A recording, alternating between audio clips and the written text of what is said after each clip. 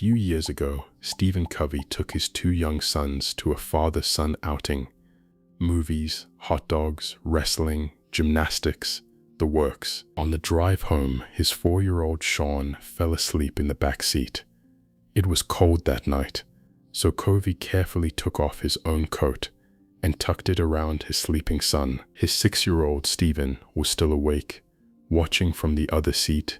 He didn't say anything. Hours later, after Covey had tucked Stephen into bed too, the boy turned his face toward the wall, and very quietly, he asked a question that froze his father where he stood. "Daddy, if I were cold, would you put your coat around me too?" This is a story about how much children watch us, but it's really a story about something much bigger, about the invisible account running between every two people who care about each other, about what you're quietly depositing or quietly withdrawing in every single interaction of your life, usually without realizing it at all. Welcome back to One Book Away. Over the next hour, I want to walk you through the second half of a book that for more than 3 decades has quietly reshaped how people live. Stephen Covey's The 7 Habits of Highly Effective People. If you watched the first part of this conversation, you already know that the 7 habits are not 7 tips on a page. They are an architecture. They build on each other, and Covey was very serious about the order. If you try to skip ahead, the whole thing collapses. The first 3 habits build something Covey calls the private victory. Be proactive. Begin with the end in mind. Put first things first. Those 3, practice day after day, build a person who is self-aware, self-directed, and self-disciplined. Someone who can stand on their own 2 feet. But standing on your own 2 feet is not the goal of a human life. It's the middle of it, because none of us actually lives alone. Every one of us is surrounded by people whose lives are tangled up with ours. Spouses, children, parents, friends, colleagues, bosses, neighbors, strangers who become part of our day, whether we asked for it or not. And here is the painful truth Covey wants you to sit with. You can be a wildly successful, deeply disciplined, absolutely proactive human being and still go home at night to relationships that are slowly dying. You can have every productivity app dialed in and still not be able to have a real conversation with your teenager. You can build the career of your dreams and still find that the people who share your bed and your dinner table are drifting further away every year. How does that happen? How does someone so capable at everything else fail at the one thing that on your deathbed will matter more than anything else you ever did? The answer, Covey says, is that private victory is not enough. It's necessary, but it's not sufficient. After you've mastered yourself, there's a second set of habits that almost no one teaches. The habits that turn capable individuals into capable partners. The habits that build trust, grow relationships, and unlock the almost miraculous creative potential of 2 or more humans working together. These are the habits of the public victory. Think win-win. Seek first to understand, then to be understood. Synergize. And wrapping around all 6 of them, the habit that renews and sustains the others. Sharpen the saw. 4 habits. This is where everything comes together. And by the end of this hour, you'll see how the whole architecture, all 7 habits stacked, adds up to something much bigger than a self-help book.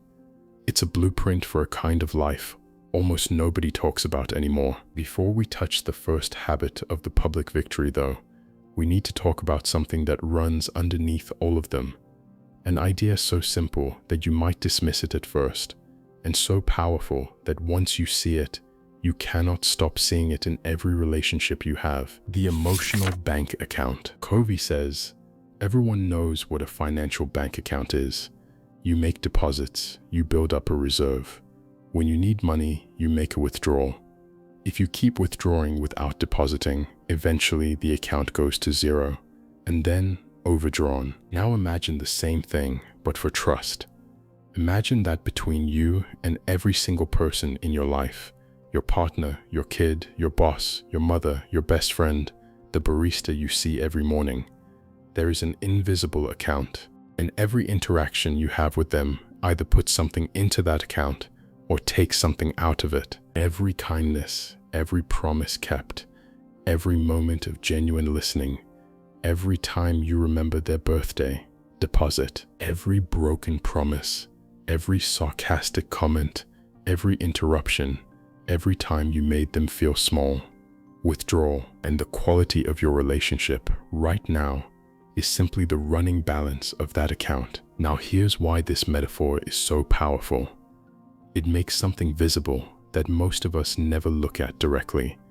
Most of us think about relationships in big dramatic moments, the fight, the breakup, the reconciliation. We think about them as events, but Covey is saying, no, a relationship is not an event, it's a balance sheet. And the balance sheet is being updated minute by minute, transaction by transaction, whether you're paying attention to it or not. Let me make this concrete. Imagine you and your partner have been together for years. You have a high balance, lots of deposits over time, kind words, shared laughter, supporting each other through hard stuff. Your account is rich. Now one day, you say something stupid. You snap at them in a moment of stress. You forget something important. What happens? Because the balance is so high, it doesn't really matter. They let it go. They know who you are. One bad sentence doesn't define the relationship. The account absorbs the withdrawal because there's so much deposited already. Now imagine the opposite. Imagine you've been distracted for months. Months of half attention. Months of taking them for granted. Months of tiny little withdrawals.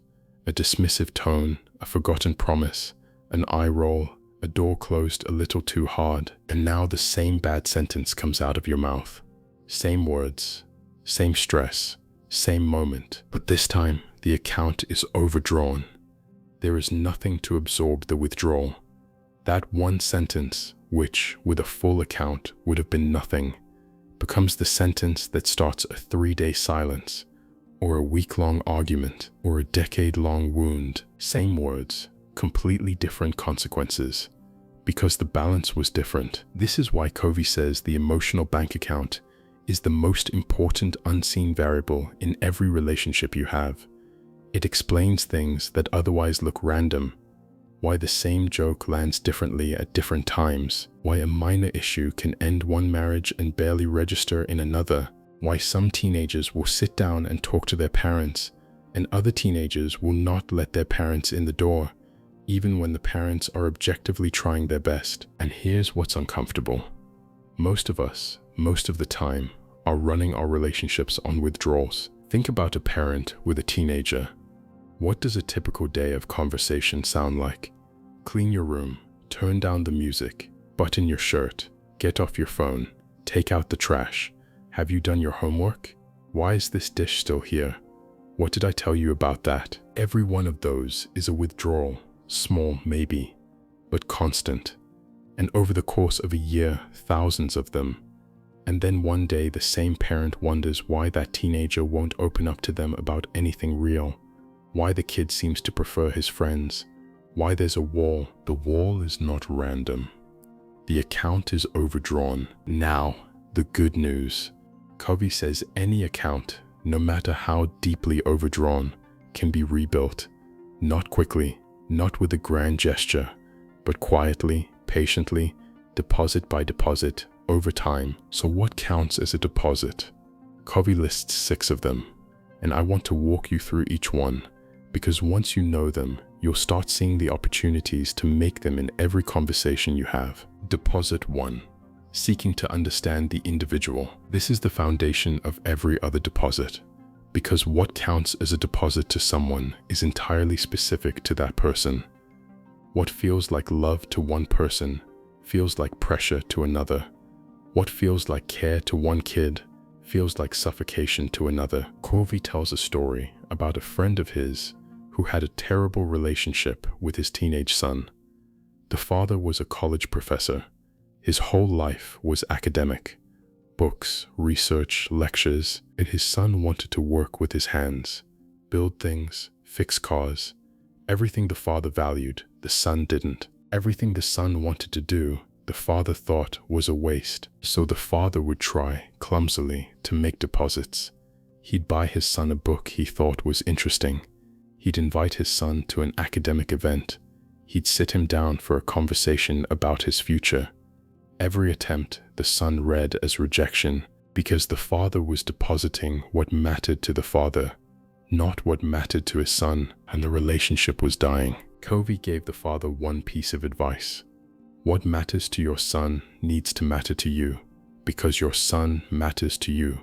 So the professor, who had never cared about anything in his life that wasn't a book, decided to build a miniature Great Wall of China around his yard with his son, brick by brick, weekend by weekend, for a year and a half. And the son, who had been closed off for years, started to open.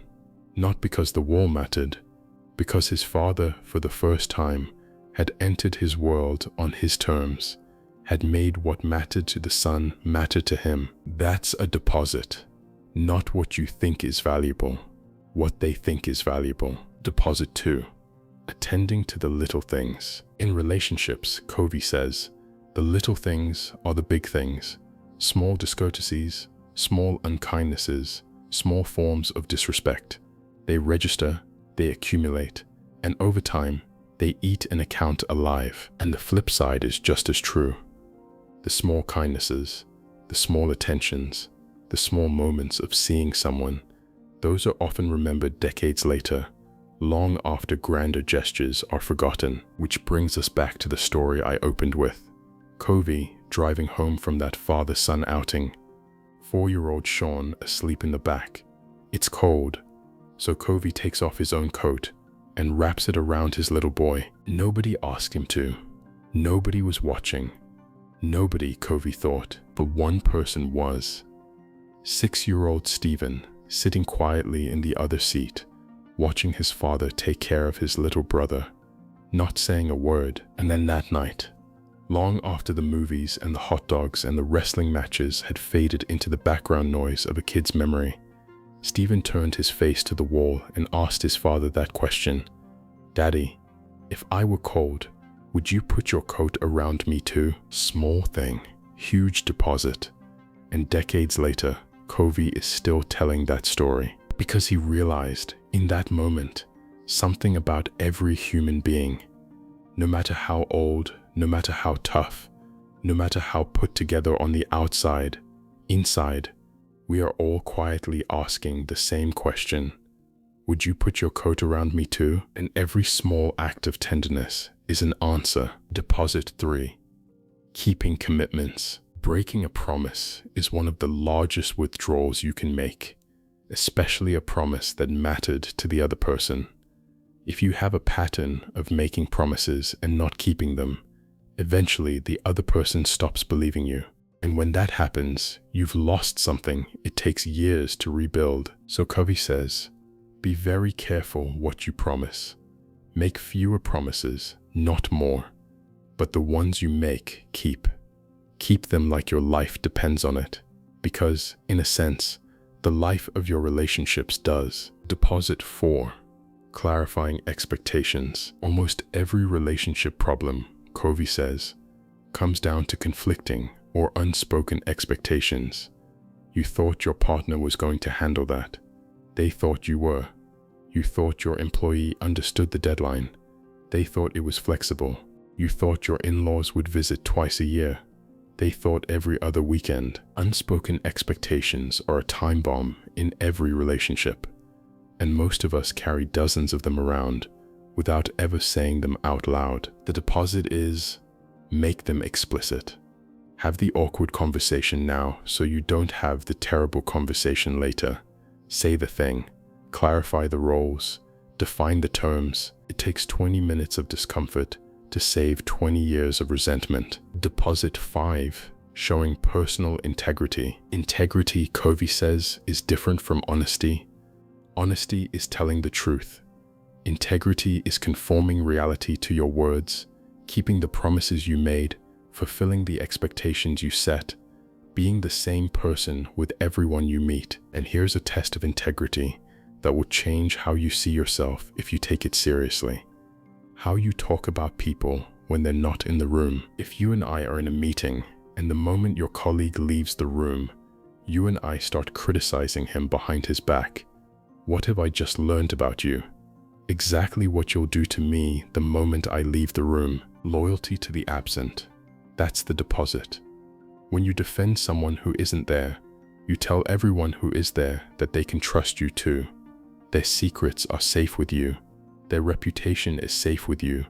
You are a safe person, and trust, in the long run, is worth more than almost anything else you'll ever build. Deposit 6. Apologizing sincerely when you make a withdrawal. Everyone makes withdrawals. Everyone has bad days. Everyone says the wrong thing sometimes. The question isn't whether you'll ever hurt someone you love.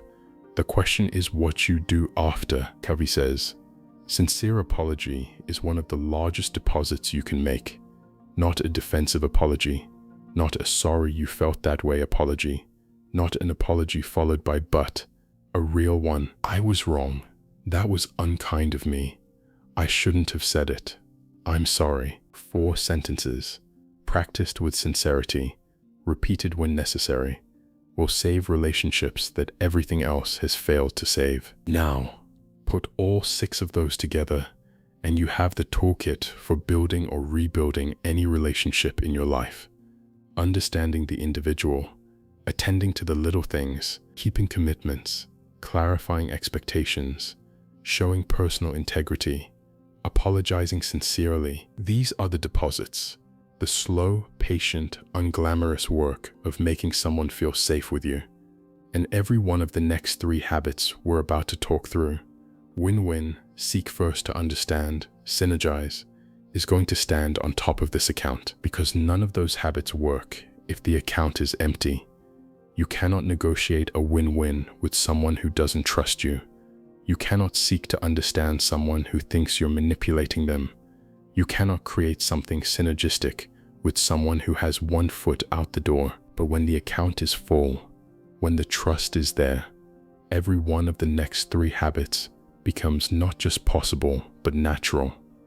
It's like the difference between trying to move a heavy door that's rusted shut and opening one that's well-oiled. Same door, same weight, completely different experience. With that foundation in place, we're ready for the first habit of the public victory. Habit 4. Think win-win. Covey opens this habit with a claim that, the first time I heard it, I pushed back against immediately. He says, most of us have been scripted, from childhood, to see the world through a completely broken lens when it comes to other people. We have been taught that for one person to win, someone else has to lose. Think about that for a second, because the more you examine where that belief came from, the more you realize it wasn't a choice you made, it was installed. Think about the first time you got a grade in school. Maybe you were 6 or 7 years old. Maybe you got an A. And if you got an A, what was the reason given? The teacher didn't say, you got an A because you learned the material. The teacher said, you got an A because you did better than the other students. The grading curve exists for one reason, to guarantee that some kids get high grades by guaranteeing that some kids get low ones. The A requires the C. It's built into the math. So from age 6, you are being trained to believe that your success is measured against someone else's failure. And once that lens is installed, it starts to filter everything. Sports, competitive team sports, especially for boys. The whole vocabulary is zero-sum. Somebody wins, somebody loses. There's no third option. And the cultural heroes of sports are the people who won by making others lose most dramatically. Your peer group. By the time you're 10, you understand that social status works the same way. The popular kid is popular at someone else's expense. If she moves up, someone else moves down. You're either in the inner circle or you're not. The circle has a limit. And then as adults, we enter workplaces that run on the same logic. Your raise comes out of a pool. There are only so many promotions. The performance review ranks you against your colleagues. And when there's a problem, somebody's going to get blamed for it. The question is just who. Now, I want to be careful here. Covey is not saying that all of this is wrong. Some of life genuinely is competitive. Some situations really do have winners and losers. A football game is actually zero-sum. A courtroom trial ends with one side winning and one side losing. There are real contexts where that's how the game works. But here's Covey's insight. After 30 or 40 years of being trained in that lens, we start to apply it to places where it doesn't belong. We carry zero-sum thinking into places that are not zero-sum, and when we do that, we quietly destroy almost everything we touch. Most of life is not a competition. Most of your day, right now, is not a zero-sum game. Your marriage is not a zero-sum game. Your friendships are not zero-sum games. Your role as a parent is not a zero-sum game. Even most of your business relationships, the ones that last for years, that produce real wealth, that build real trust, those are not zero-sum games either. Covey puts it this way. He says, "Can you imagine a sadder question than who's winning in your marriage? If you and your partner are in a marriage where one of you is winning, then both of you are actually losing. The relationship itself is what wins or loses, not the individuals inside it." This is what Covey means by thinking win-win. It is not a negotiation technique. It is not a tactic. It is a total way of looking at human relationships.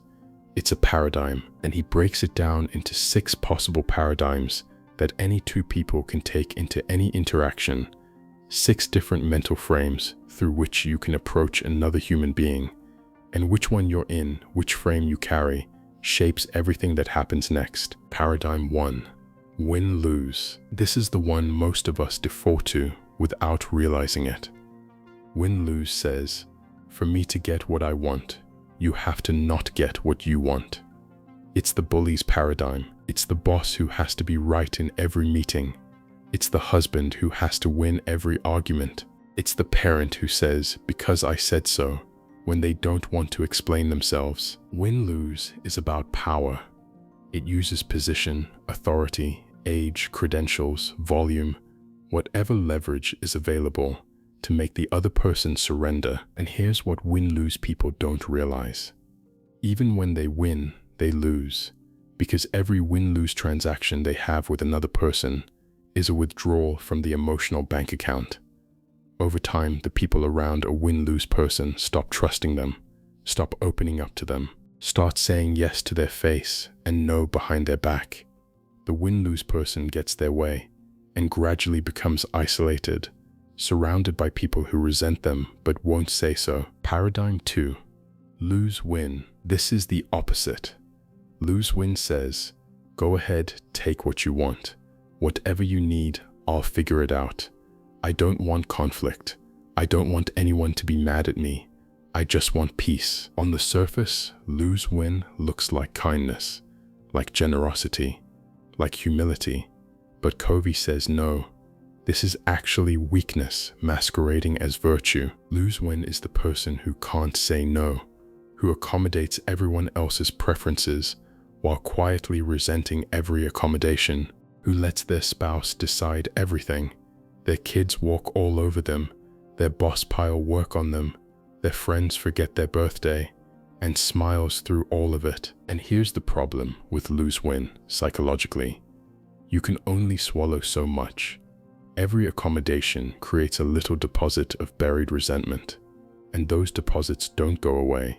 They accumulate until one day, the lose-win person either explodes in a way that shocks everyone around them or implodes into depression, illness, or quiet despair. People who live lose-win eventually stop being able to live at all. Paradigm 3. Lose-lose. This is what happens when two win-lose people get stuck in the same relationship. Neither will back down. Both are willing to burn the whole thing down rather than let the other one get what they want. Lose-lose is the divorced couple who spends more on lawyers fighting over the house than the house is worth. The business partners who sink the company rather than share credit. The feuding siblings who stop speaking to each other over a $600 couch from their mother's estate and don't see each other for 30 years. Lose-lose is vindictive. It's what happens when getting even matters more than getting ahead, and it leaves everyone poorer, financially, emotionally, spiritually, than they were before. Paradigm 4. Win. This one's simpler. Win just means, I want what I want. I'm not trying to make you lose. I just don't care whether you win or not. Your situation is not my problem. Most day-to-day transactional interactions run on this paradigm, and that's actually fine. If you go into a coffee shop and buy a coffee, you're in win. You want the coffee. The shop wants your money. You're not thinking about the barista's long-term flourishing, and nobody needs you to. It's a transaction, but win becomes destructive when you apply it to relationships that need more than transactions. When you bring win into your marriage, when you approach your own spouse as if you're just trying to get what you need from them, the relationship starves. When you bring win into your parenting, the kid feels it. When you bring win into friendships, people quietly stop reaching out. Paradigm 5. Win-win. Win-win is the one Covey wants you to internalize. Win-win says, I want what I want. I also want you to get what you want. And I believe deeply that there is almost always a way to arrange the situation so both of us can leave it better off than we entered. This sounds obvious when you say it. It sounds easy. It's not, because win-win requires something most people don't have in abundance, a deep belief that there's enough to go around. Covey calls this the abundance mentality. It's the belief that success, love, recognition, opportunity, even money are not fixed pies, that one person getting more doesn't automatically mean somebody else getting less, that your colleague's promotion doesn't reduce your chances of being promoted, that your friend's great marriage doesn't mean there are fewer good marriages left in the world for you. The opposite of the abundance mentality is what Covey calls the scarcity mentality. And the scarcity mentality is where most win-lose thinking comes from.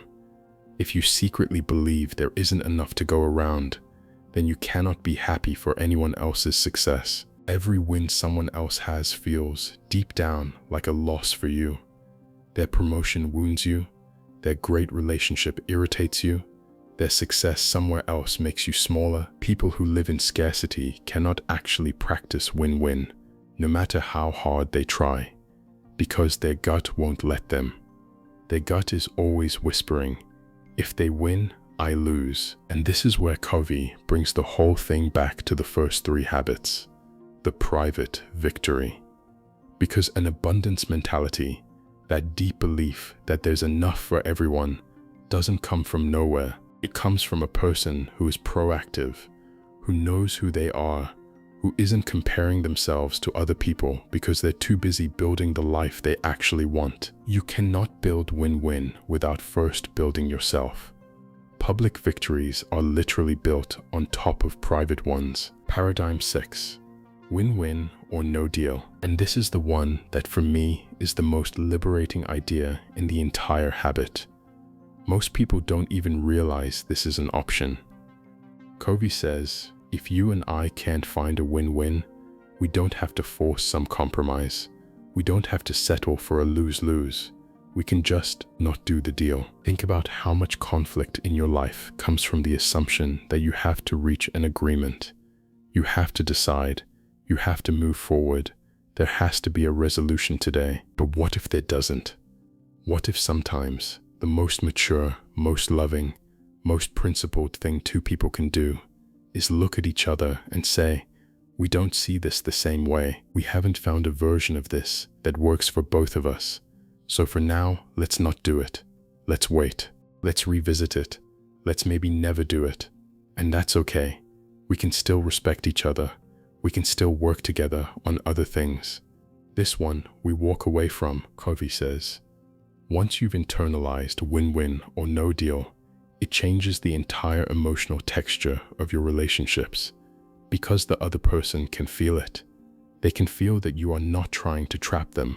You are not trying to grind them down. You are genuinely open to walking away if a real win-win can't be found. And paradoxically, when people feel that, They become far more willing to work with you towards something that genuinely benefits both sides. The fear of being trapped is what makes people hold on tight. Remove that fear, and suddenly everyone can breathe. Now, I want to ground this in a story Covey tells about himself, because this stuff sounds good in the abstract, but it's very different in practice. Years ago, Covey was working with a large retail banking company, helping them train their managers in these principles. The president of the company was enthusiastic about the ideas, but struggled to implement them with one specific manager, a guy who had been win-lose his entire career. Aggressive, demanding, great results, short-term, but a trail of burned-out employees and damaged relationships behind him. The president was in a bind. He valued the results. He didn't like the style, and he'd been trying for years to change this manager, trying to force him to adopt a more collaborative approach. Covey asked the president a simple question. Have you told him clearly, directly, in writing, that this is a win-win or no-deal situation? That you want him on the team, but only if he can move to a win-win approach? And if he can't, the two of you will part ways, amicably, and you'll help him find a place where his style actually fits? The president hadn't. He had been vaguely hinting, gently suggesting, never naming the actual stakes. So he did. He sat the manager down and said, "Here's what I'm asking of you. Here's the approach we want to move toward. I want you to be part of this. But if this approach doesn't fit you, if you can't get there, that's fine. We'll help you land somewhere you can thrive. No hard feelings." And something shifted, because for the first time, the manager wasn't being cornered. He wasn't being threatened. He was being offered a genuine choice. And the removal of the trap is what finally opened his mind. He chose to change. And within a year, he was one of the strongest collaborative leaders in the company. That's win-win or no deal in practice. Not a gimmick, not a negotiation tactic. A fundamentally different way of relating to another human being. Now, what does it actually take to practice this habit? Covey says it rests on 3 dimensions. The first is character. You cannot fake win-win. You cannot technique your way into it. The moment the other person senses that you're playing a game, that you're using win-win language to disguise a win-lose intention, the account goes negative. Every skill in the world doesn't matter if the character isn't there. This means integrity, so your actions match your words. Maturity, so you can express yourself firmly without flattening other people. And the abundance mentality, that deep belief that there's genuinely enough for everyone. The second is relationships. You cannot negotiate win-win with someone who doesn't trust you, which means everything we talked about in the last section, the emotional bank account, has to be running in the black before win-win is even possible. If your account with someone is depleted, win-win conversations will feel to them like manipulation, even if your intentions are pure. And the third is agreements. Once you have the character and the relationship, Covey says, you can then build what he calls win-win agreements. Clear, explicit agreements about what each party wants, what each party will contribute, and how you'll both know when it's working. Most conflict between humans comes from unspoken assumptions.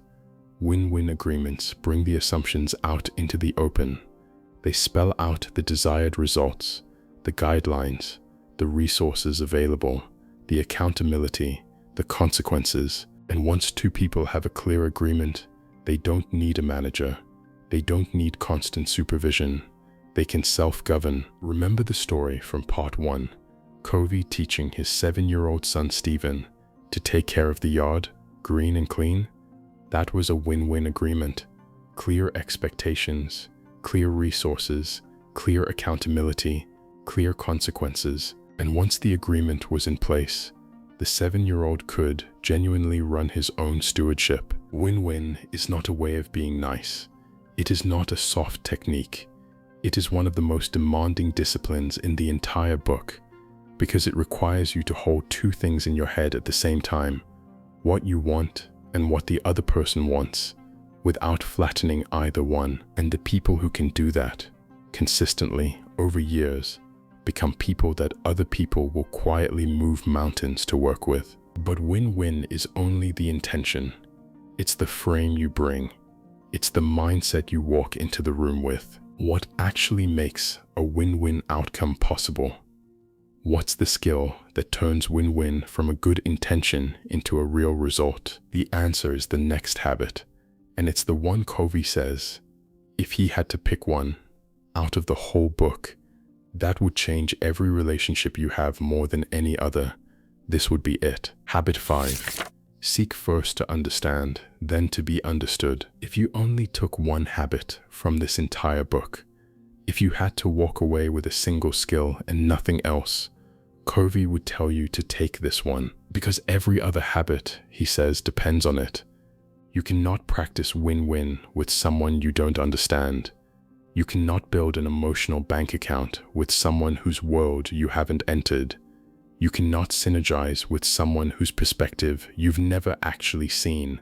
The next habit, the one after this, the one after that, all of them rest quietly on this one single capacity, and almost nobody practices it. I want to open this habit with the analogy that Covey uses in the book, because once you hear it, you cannot unsee it. Imagine you've been having trouble with your vision. Things are blurry, you can't focus, you're struggling to read, so you go to see an optometrist. You walk into his office, you sit down, and before he examines your eyes, before he asks you a single question, before he runs a single test, he takes off his own glasses, hands them to you across the desk, and says, "Here, try these. They work great for me. I've been wearing them for 10 years. You put them on. Everything is worse. Blurrier, if anything. Headache coming on." You say, "Doctor, these don't work. I can't see a thing." And he frowns. He says, "Well, they work for me. Try harder. Have a positive attitude. Really focus." You say, "I am trying. Everything is a blur." And he gets annoyed. He says, "Look, I've been wearing these for a decade. They're fine glasses. The problem must be with you. Maybe you're just being negative." How many times would you go back to that optometrist? 0, right? Of course 0. The idea of a doctor prescribing before diagnosing is absurd. No one would tolerate it for 30 seconds. And yet, this is exactly how almost every human being communicates with almost every other human being. Almost all of the time, we prescribe before we diagnose. Your spouse comes home upset about something that happened at work. Before they finish the first sentence, you're already solving. You're already giving advice. You're already saying, "You should have done this. You should say that. Next time, try this." You're handing them your glasses. Your teenager mentions, offhandedly, that school isn't going well. Within about 10 seconds, you've launched into a speech about the importance of education, the sacrifices you and your spouse have made for them, and how they need to apply themselves. Glasses, glasses, glasses. Your friend is going through a hard time in their relationship. They start to open up, and before they've even finished telling you what's going on, you're already telling them what they should do. You've already diagnosed the problem. You've already got the prescription. And the prescription, shockingly, is exactly what would have worked for you. That's not listening. That's waiting to prescribe. Covey says, most people do not listen with the intent to understand. They listen with the intent to reply. Their whole mental activity while the other person is speaking is, what am I going to say next? How do I counter this? What's my line? When can I jump in? And the really devastating part is that we don't even notice we're doing it. We genuinely believe we are listening. We think we're paying attention. We think we're being supportive.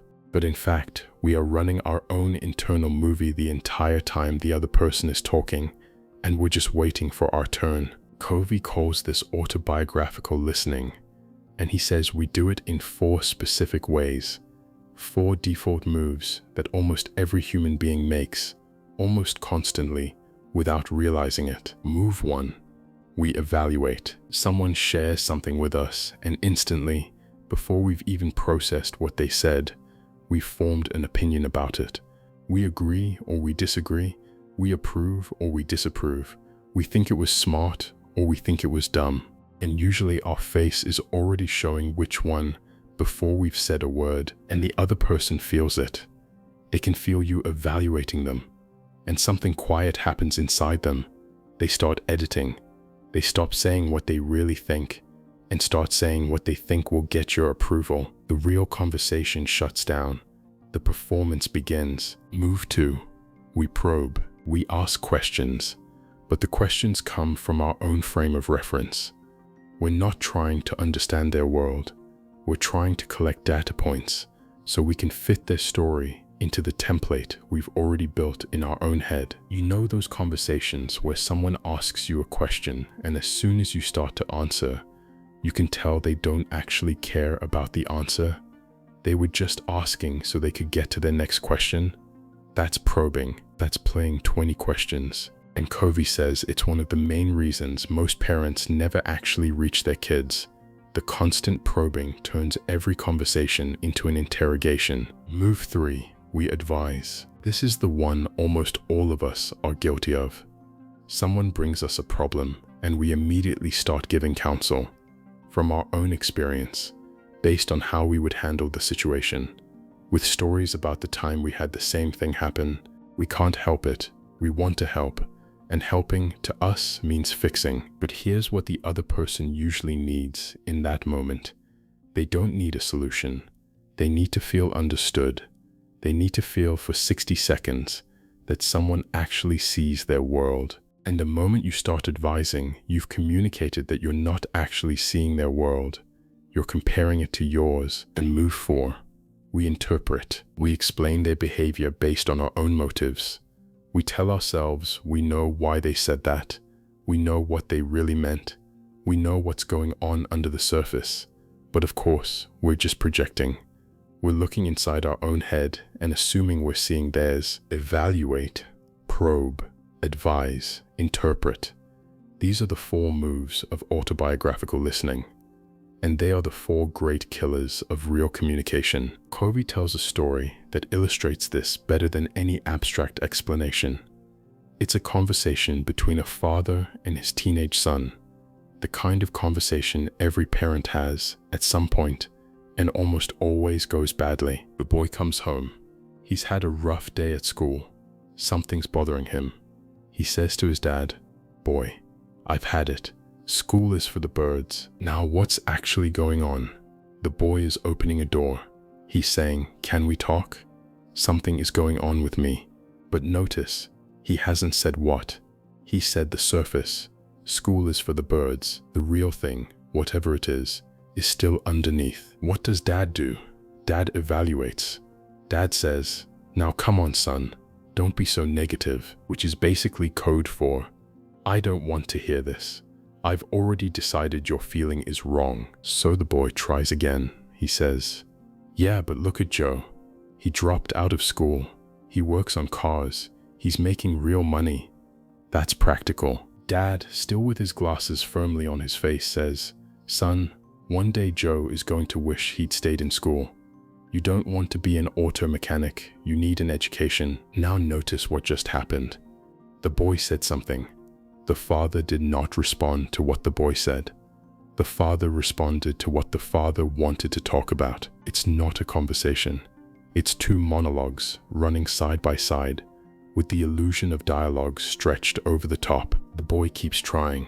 He pushes back a little, and now dad goes into full autobiographical mode. He advises. He lectures about the value of education. He invokes the sacrifices the family has made for him. He interprets. "You're just lazy. You need to try harder.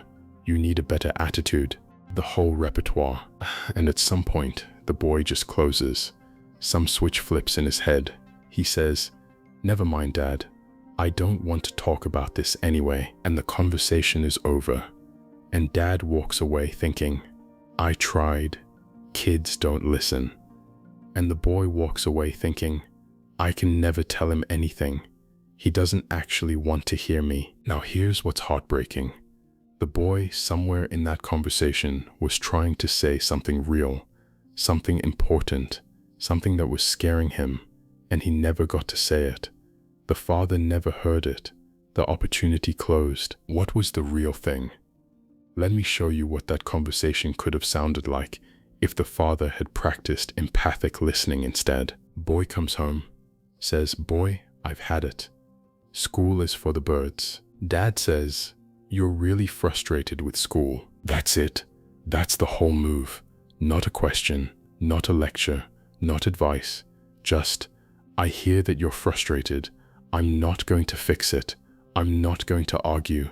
I'm just going to let you know I see you." The boy says, "Yeah, I am. It's completely impractical. Joe dropped out and he's making money." Dad says, "You feel like Joe has the right idea. Just reflecting, just showing up, just saying, 'I'm with you, tell me more.'" And something starts to happen. The boy keeps going. He says, "Well, actually, I'm not sure Joe has the right idea. I mean, if you don't have a diploma, you can't get a job. You've got to get an education." And now he's doing the work himself. He's talking through the problem out loud. He's thinking, because his father hasn't rushed in to do his thinking for him. The father keeps going. He just reflects. He just listens. He just stays in the boy's world. And slowly, layer by layer, the real thing starts to surface. And eventually, finally, after several minutes of this, the boy says, "Dad, you won't tell Mom? I took a reading test today. They said I'm reading at a 4th grade level, and I'm in junior high." There it is. There's the thing. There's the scared, embarrassed, overwhelmed, scared of failing thing that the boy has been carrying around all day. And it came out.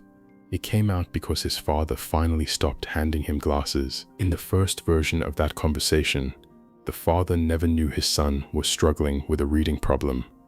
In the second version, the father now has the chance to help, genuinely, specifically, powerfully help, and it cost him nothing but 60 seconds of restraint. That is what empathic listening does. It opens doors that nothing else can open. Now, Covey says empathic listening happens in stages, and I want to walk you through them because naming them helps you practice them. Stage 1. Mimic the content. This is the beginner move. You literally just repeat what the other person said. The boy says, "School is for the birds." You say, "School is for the birds." On the surface, this sounds ridiculous. It sounds like you're just parroting them. But Covey says, even this stage is better than autobiographical listening, because at least you're forced to pay attention to the actual words. At least you're not talking about yourself. Stage 2. Rephrase the content. Now you put it in your own words. The boy says, "School is for the birds." You say, "You don't want to go to school anymore." You're engaging your brain. You're thinking about what they said. You're not adding anything of your own. You're just reflecting back accurately what they told you. Stage 3. Reflect the feeling. This is where it gets powerful. You stop listening to the words and you start listening to what's under the words. The boy says, "School is for the birds." You say, "You're feeling really frustrated. You haven't engaged with the content. You've engaged with the emotion." And suddenly the conversation is happening at a completely different level. Stage 4. Reflect both content and feeling together. You combine the two. The boy says, "School is for the birds." You say, "You're really frustrated about school." Now you're using both sides of your brain. You're hearing what they said, and you're hearing how they feel about it, and you're giving them both back in a single reflection. And Covey says, when you hit this level consistently, something remarkable starts to happen. People start to open up to you in ways they have never opened up to anyone before. Because for most human beings, genuine understanding is the rarest thing in the world. And when someone finally gives it to us, even a stranger, we remember it for years. Now I want to close this habit with a story Covey tells that shows how powerful this actually is. Not in a therapeutic context, not in parenting, but in a cutthroat business negotiation where you'd least expect empathic listening to matter. Covey taught these principles at a seminar in Chicago.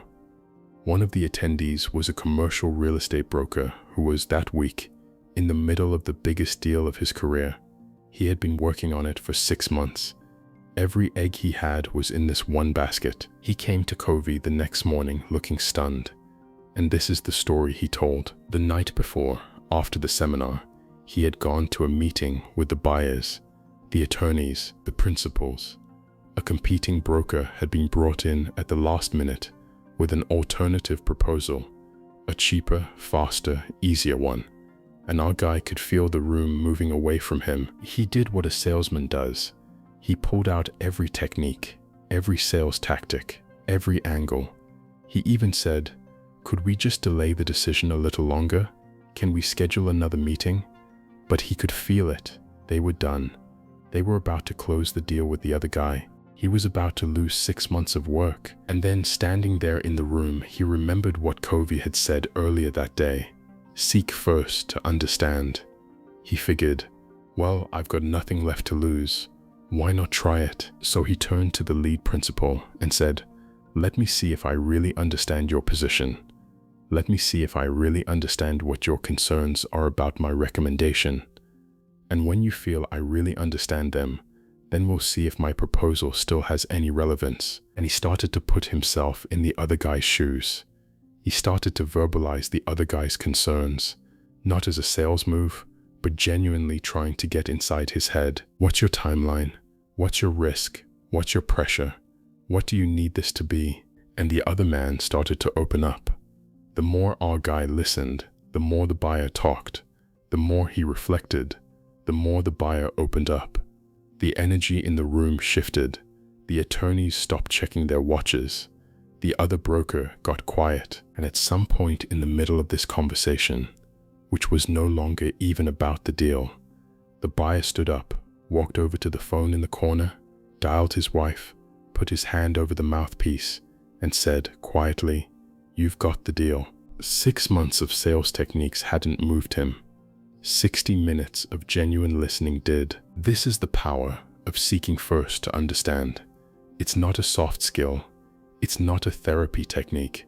It's the most strategically powerful move you can make in almost any situation involving 2 or more human beings. Because everyone, every single person you will ever meet, is starving to be understood, and the person who feeds that hunger becomes, almost instantly, someone the other person will trust, cooperate with, and choose. Covey says, next to physical survival, the deepest psychological need a human being has is to be understood, to be affirmed, to be validated, to be seen.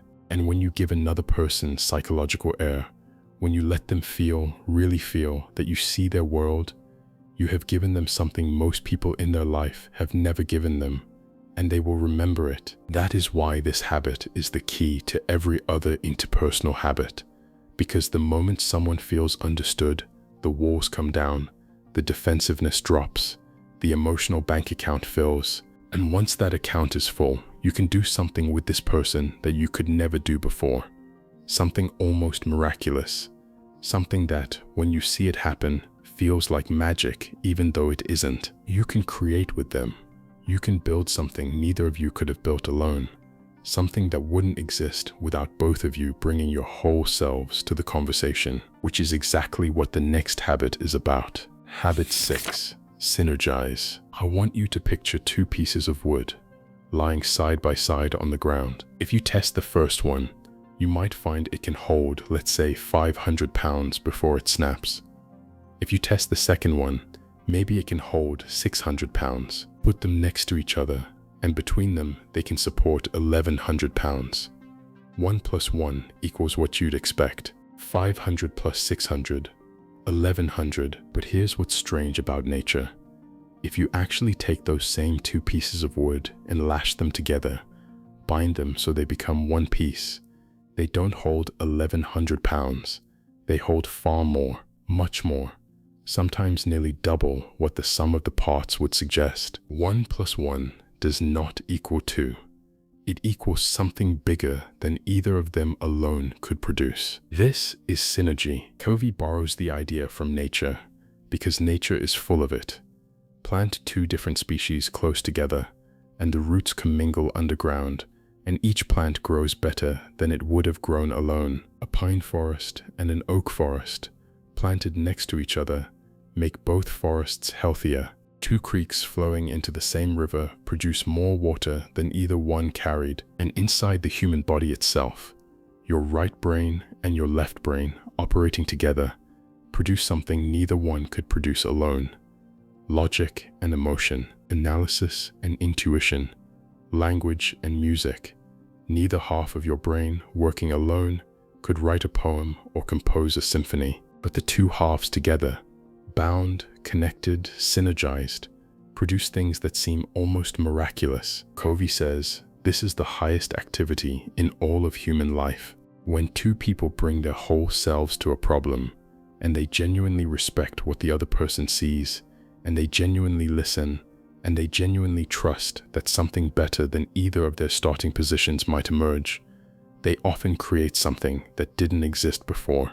A third alternative, a solution neither of them brought into the room, but both of them built together. This is what the first 5 habits have been building toward. This one, right here. Synergize is the payoff habit. It's the one where everything you've done in the first 5 habits, all that private victory work, all that emotional bank account building, all that win-win mindset, all that empathic listening, comes together and produces something you couldn't have produced any other way. But here's the thing about synergy. Almost nobody experiences it. Almost nobody ever has. And most people who hear about it for the first time think it's some kind of corporate slogan, some feel-good nonsense that doesn't actually exist in the real world. Covey says, the reason most people have never experienced synergy is that they've never been in a room where the preconditions were present. Because synergy doesn't happen on demand. It doesn't happen because you decide it should. It happens only when very specific conditions are in place, and almost nobody knows how to create those conditions. So let me walk you through what those conditions are, and then I want to show you, with a specific scenario, what the difference actually looks like in practice. Condition 1. You have to genuinely value the differences. This is harder than it sounds, because most of us, most of the time, secretly believe that our own way of seeing the world is the correct way. And when we meet someone who sees it differently, our instinct is to explain to them why they're wrong. Two people look at the same painting. One sees a masterpiece, the other sees a mess. One sees a political crisis, the other sees a political opportunity. One sees their teenager's behavior as disrespectful, the other sees it as typical developmental noise. And our default move when we encounter someone who sees it differently is to start converting them, to start explaining, to start persuading, to start quietly, subtly, treating them as if they just haven't yet understood what we already understand. But Covey says that difference is not an obstacle. It's the raw material. If two people walk into a room seeing the world the same way, they cannot produce synergy. They can produce agreement, they can produce efficiency, they can produce a faster version of what either one of them would have done alone. But they cannot produce something new, because new things only come from the collision of different perspectives. So the person who genuinely believes they have nothing to learn from someone who sees things differently, that person cannot synergize, ever, with anyone. They are permanently cut off from the highest activity a human being can engage in with another. To synergize, you have to believe, at the deepest level, that the person in front of you, with their different background, different experiences, different assumptions, different blind spots, sees something you don't see, and that what they see is real. And that if the two of you can put your partial pictures together, you might end up with a fuller picture than either of you walked in with. Condition 2. You have to have an abundance mentality. This is straight from habit 4. If, at your gut level, you believe there's only so much to go around, only so much credit, only so much spotlight, only so much winning, then synergy is emotionally impossible for you, because synergy requires you to let go of the outcome, to walk in saying, I don't know where this is going to end up. I don't know whose idea is going to win. I don't know if my idea is going to be the one that gets built on, and I'm okay with that, because whatever we end up with together is going to be better than what I could have produced alone. That kind of letting go is impossible in scarcity. Scarcity says, if their idea wins, mine loses. Scarcity says, I need to get my name on the outcome. Scarcity says, I can't be generous here because I might not get my share. Abundance says, the pie is going to be bigger than either of us thought. There's plenty for both of us. Let's just see what happens. Condition 3. You have to feel safe. Synergy is risky. You have to be willing to say something half-formed, to float an idea that might be wrong, to admit you don't know where you're going, to expose the unpolished version of your thinking. And that only happens in rooms where trust is high, where the emotional bank account is full, where you know deep down that if you say something dumb, no one's going to use it against you. If you change your mind mid-sentence, no one's going to mock you. If the idea you're excited about turns out to be flawed, the other person is going to help you see why, with grace, not scorn. Every time you've been in a meeting where everyone stayed in their lane, said only what they had rehearsed, protected their position, played it safe, that was a meeting where trust was low. And low-trust meetings cannot produce synergy. They produce compromise at best. And compromise, Covey says, is not synergy, which brings me to the most important distinction in this whole habit, because this is the place where most people get confused. They hear synergize and they think compromise, and compromise is actually very different. Compromise is often the enemy of synergy, and I want to show you why. Covey uses a scenario to make this vivid, and I want to walk you through it, because you've probably lived some version of this in your own life. Imagine a husband and wife planning their annual vacation. They only get 1 week off. The whole year, they've been looking forward to it. The husband wants to take the kids up to the lake country, camping, fishing. He's been planning this for months. He's already made reservations at a cabin on the water. He's already rented a boat. The kids are excited. The wife has other plans. Her mother is ailing. She doesn't know how much time her mother has left. She hasn't seen her in months, and the only real window she has to go spend time with her, meaningful time, is that 1 week of vacation. 2 real desires, both legitimate, both important, incompatible on the surface. Now, what happens in most marriages when 2 people run into a difference this size? Option 1, they fight. He argues that the kids would be miserable sitting around their grandmother's house. She argues that her mother might not be around by Christmas. He argues that the reservations are already made. She argues that her mother needs her. Each person digs in. Each person starts presenting evidence for why they're right. The conversation gets uglier. Both people feel unheard. Both people feel unloved. And by the end of the argument, neither of them even cares about the vacation anymore. They just want to win the fight. Option 2. One person gives in. Maybe he caves.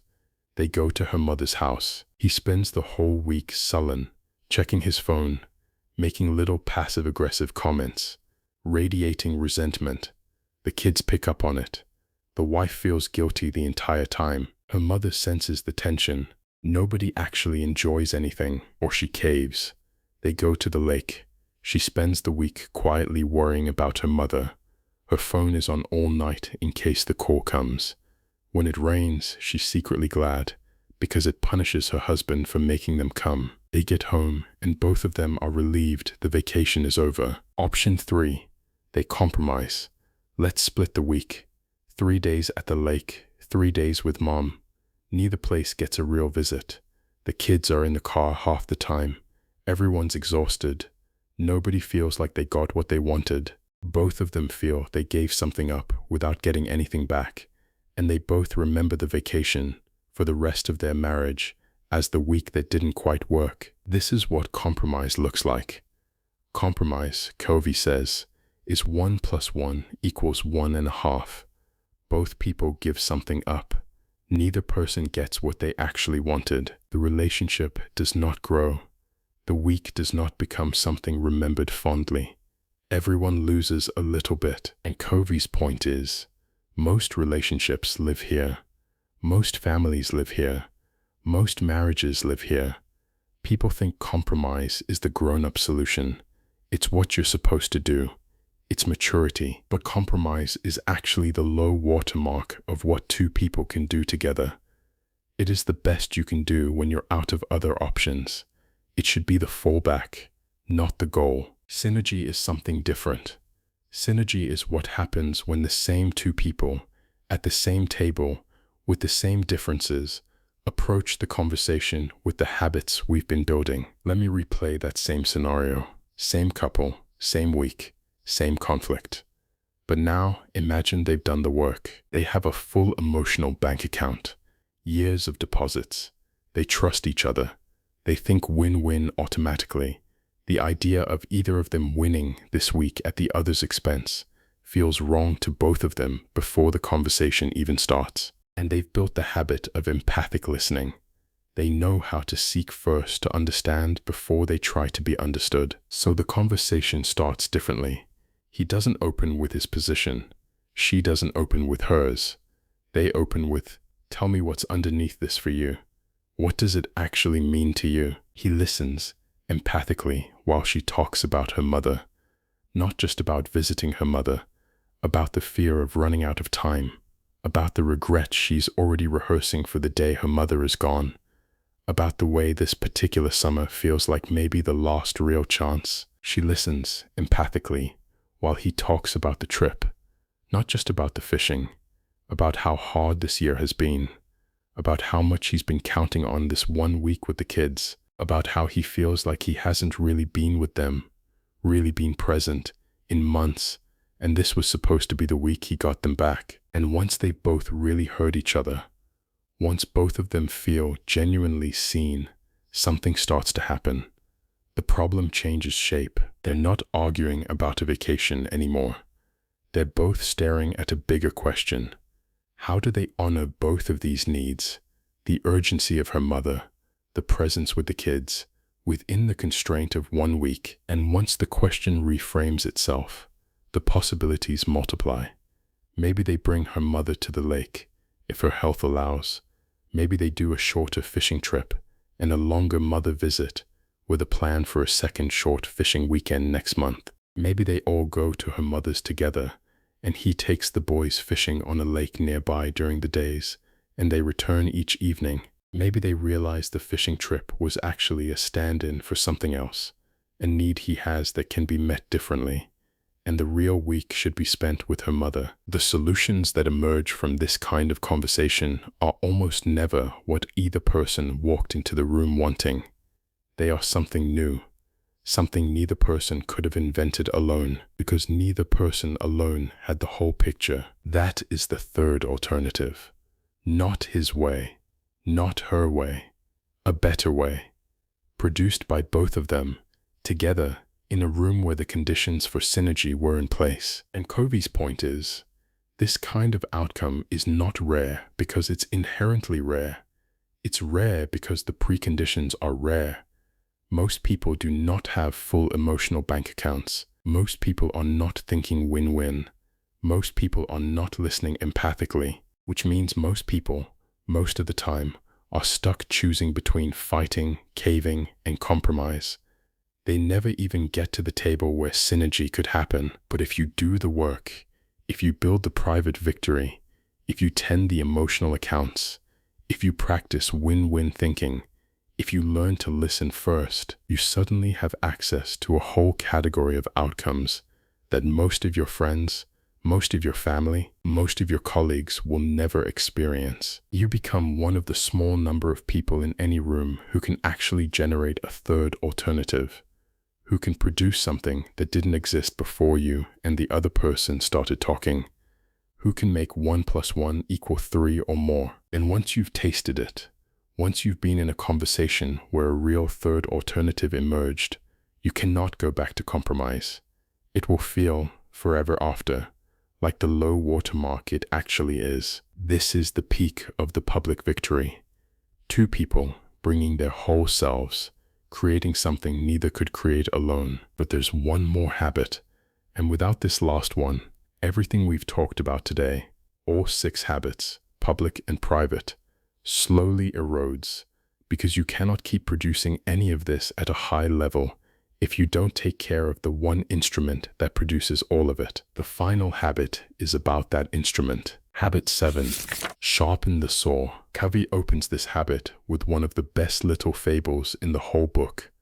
I want to tell it to you exactly the way he tells it, because the image sticks. Imagine you're walking through a forest, and you come upon a man, exhausted, drenched in sweat, working furiously to saw down a large tree. You watch him for a minute, and you can see he's been at it a while. His arms are shaking. The saw is moving back and forth, but it's barely making progress.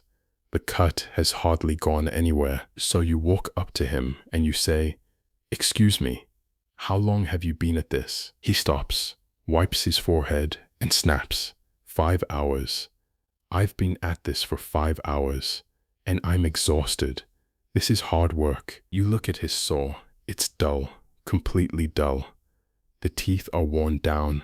The blade is barely cutting wood anymore. So you say, "Well, why don't you take a few minutes to sharpen the saw? It would go so much faster." And the man looks at you like you've lost your mind, and he says, "I don't have time to sharpen the saw. I'm too busy sawing." That's the fable. That's the whole habit. Because this man, this exhausted, miserable, ineffective man, is almost all of us, almost all the time. We are running as hard as we can. We are drenched in the metaphorical sweat of our jobs, our parenting, our obligations, our crises. We feel busy. We feel productive. We feel like we must be getting something done because we are exhausted every night. And we are, in fact, sawing away with a duller saw every single week. The thing that cuts, our body, our mind, our spirit, our relationships, is getting worn down, and we know it. We feel it, but we don't stop to sharpen it because we're too busy. Sharpen the saw. Habit 7. The habit that makes every other habit sustainable. Covey says this is the habit that wraps around all the others. The first 3 habits build the private victory. The next 3 build the public victory. And the 7th habit, renewal, is the one that keeps all 6 of those running at high capacity, year after year, decade after decade. Without it, everything else decays. You cannot be proactive if you are exhausted. You cannot begin with the end in mind if your mind is fried. You cannot put first things first if you're barely keeping your head above water. You cannot think win-win if you have nothing left to give. You cannot listen empathically if your emotional tank is empty. You cannot synergize with anyone if you're running on fumes. Every one of the first 6 habits depends on a human being who is actually healthy enough to practice them. And that human being does not maintain themselves by accident. You have to maintain yourself on purpose, deliberately, rhythmically, every single week of your life. Covey breaks renewal down into 4 dimensions, 4 areas of your life that need regular sharpening. And almost everyone reading this book neglects at least one of them, usually more, and wonders why they feel stuck. Dimension 1, the physical. Your body is the instrument through which you do everything else. Every conversation you have, every goal you pursue, every hour of work you produce, every moment of love you share, all of it runs on your physical body, which means the condition of that body is not a side issue. It is a central issue. Covey is not extreme about this. He doesn't say you need to become an athlete. He says, give your body 3 to 6 hours a week, 30 minutes a day, a few times a week, of something that moves you. Walk, run, swim, bike, lift, stretch, anything that puts demand on your cardiovascular system, your flexibility, and your strength. And eat in a way that feeds you, not harms you.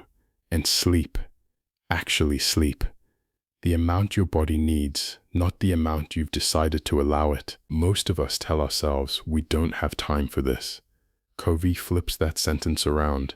He says, We don't have time not to, because every hour you don't spend on your body ends up costing you 3 hours later in illness, in low energy, in crises of health that force you back into quadrant 1. This is quadrant 2. Not urgent, important, the single most leveraged time investment you'll ever make. Dimension 2, the mental. Your mind is the second instrument you're running on, and it decays even faster than your body does if you don't feed it. Most adults, Covey observes, stop learning the day they leave formal education. They read what they have to read for work. They watch whatever is in front of them. They never again in their entire adult life sit down and deliberately stretch their mind. And over time, their mind narrows. Their curiosity dies. Their capacity to think about hard problems atrophies. They become the kind of person who at 45 sounds exactly like they did at 22, because nothing in between has actually forced them to grow. The renewal of the mind is simpler than most people think. It's reading, it's writing, it's engaging with ideas that challenge you. It's putting yourself in the presence of people who are smarter than you about things you want to understand. It's planning, it's visualizing, it's journaling about your own thinking.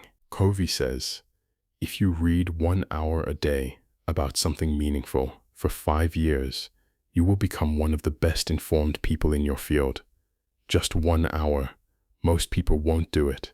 Most people watch television instead, which is why the few who do read quietly over years end up occupying seats the rest of the room didn't even know existed. Dimension 3, the spiritual. This is the dimension most modern people are quietly starving in.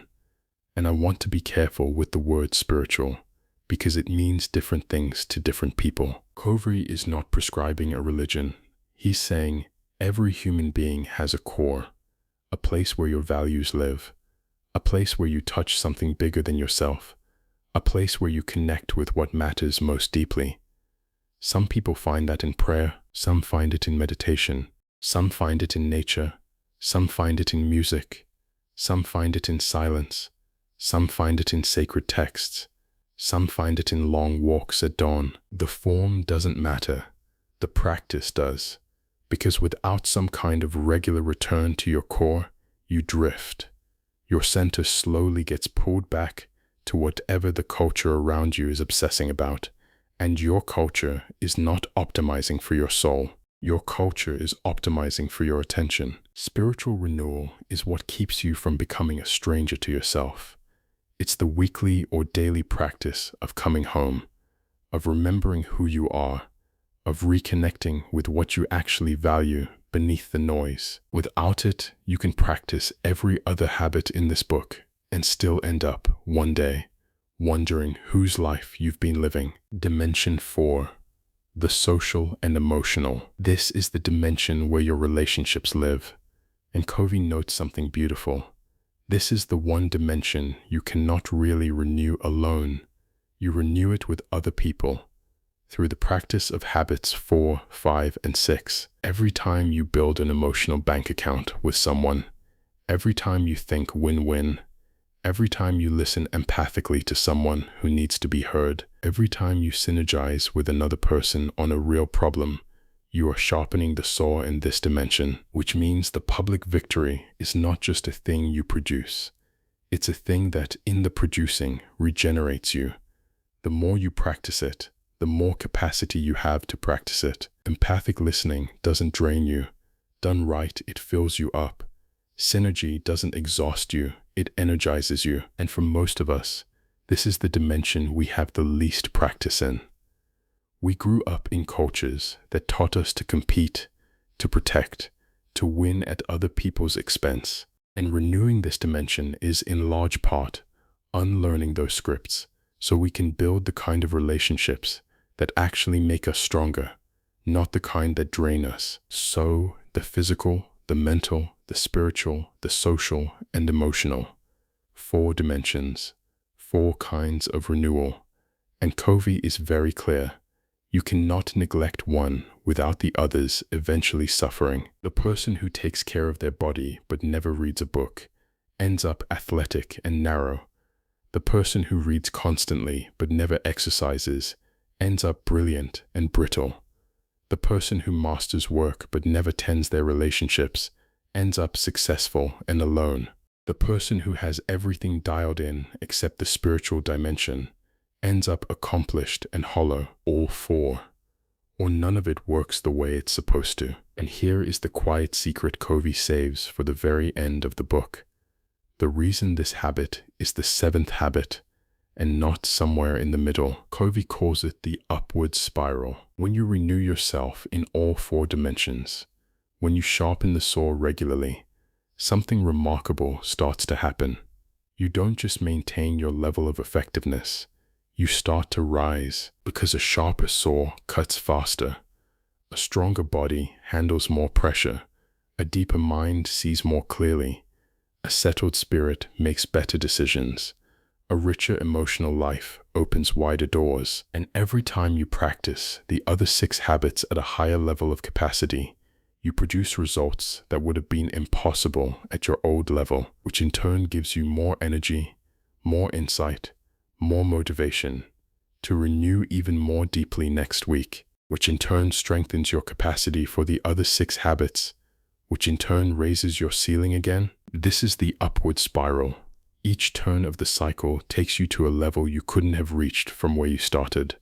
And the person you are 6 months from now, if you commit to this, is not a slightly improved version of the person you are today. They are a genuinely different person. Someone capable of things you can't currently imagine yourself being capable of. The most important thing about the upward spiral is that it is, quite literally, upward. Without conscious renewal, the default direction of a human life is downward, slowly, imperceptibly, but downward. The body softens, the mind narrows, the relationships thin, the center gets crowded out by noise. But with renewal, with a deliberate weekly practice of sharpening the saw across all 4 dimensions, the same person goes the other direction, year after year, decade after decade, until the gap between them and everyone around them is not small, it is enormous. This is not a metaphor. This is what Covey watched happen over and over in thousands of people he worked with over decades. The ones who renewed got better. The ones who didn't, and the difference at 10 years out was staggering. Key takeaways: the 7 habits as one system. Let's step back for a moment, because we have been walking through 7 individual habits across 2 parts of this conversation, and I don't want you to leave without seeing the whole architecture at once, because it is, when you see it, one of the most elegant maps of a human life ever drawn. Start at the bottom: dependence. The place every human being begins, as a baby, as a child, as someone who needs other people to keep them alive. Dependence is not a failure, it's the starting point. Habits 1, 2, and 3 move you from dependence to independence. You become proactive.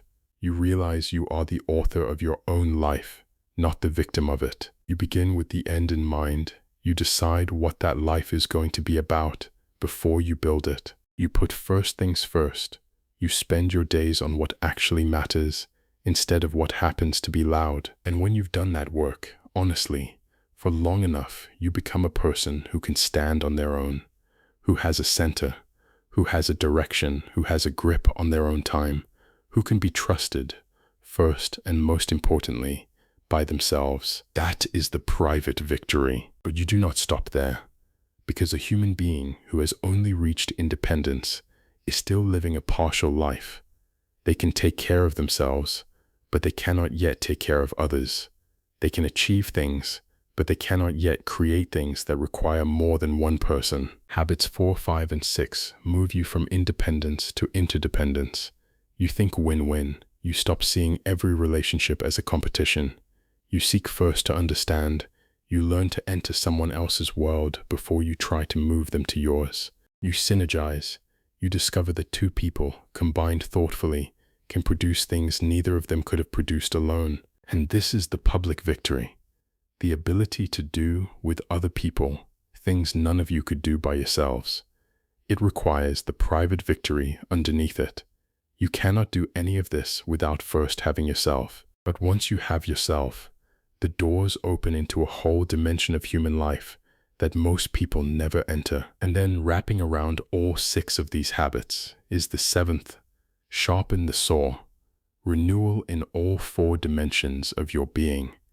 The practice that keeps you, the instrument, healthy enough to play all 6 of the other habits at a high level. That is the whole architecture. Private victory leads to public victory.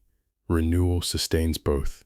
Dependence gives way to independence, and independence gives way to interdependence, which is not a regression to dependence, but an ascent to something higher than either one. I want you to imagine 2 people, 10 years from today.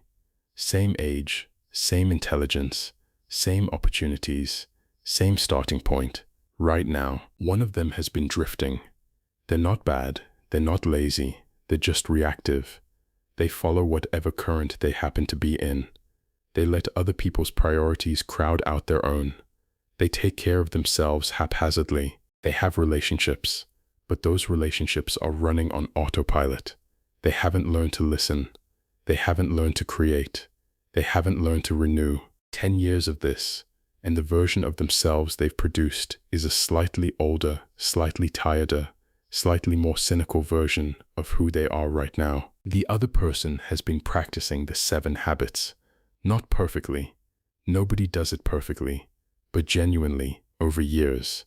Being proactive, being intentional about where their life is headed, spending their time on what matters, building relationships on trust and win-win, listening to understand people before they try to be understood by them, creating things with other humans that none of them could have created alone, and every week deliberately renewing themselves in all 4 dimensions. 10 years of that, and the person is not a slightly improved version of who they are today.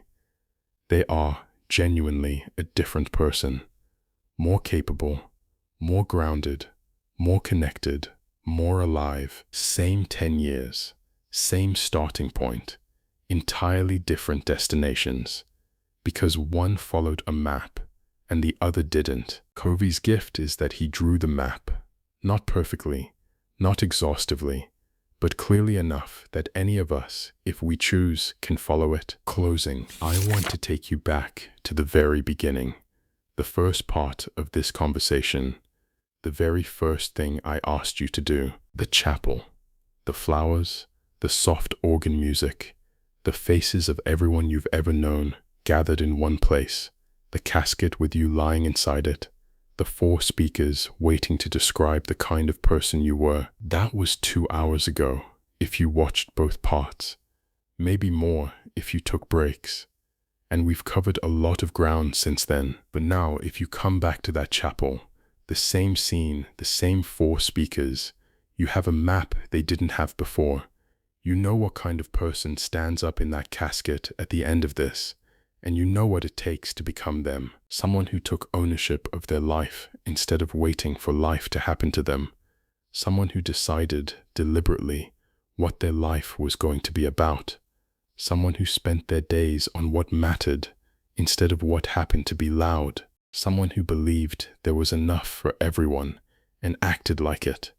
Someone who listened to people, really listened, not just waited to reply. Someone who built with other human beings things that neither of them could have built alone. And someone who week after week quietly renewed themselves, the body, the mind, the spirit, the heart, so that they could keep doing all of that year after year for the whole length of their life. That is the promise of this book.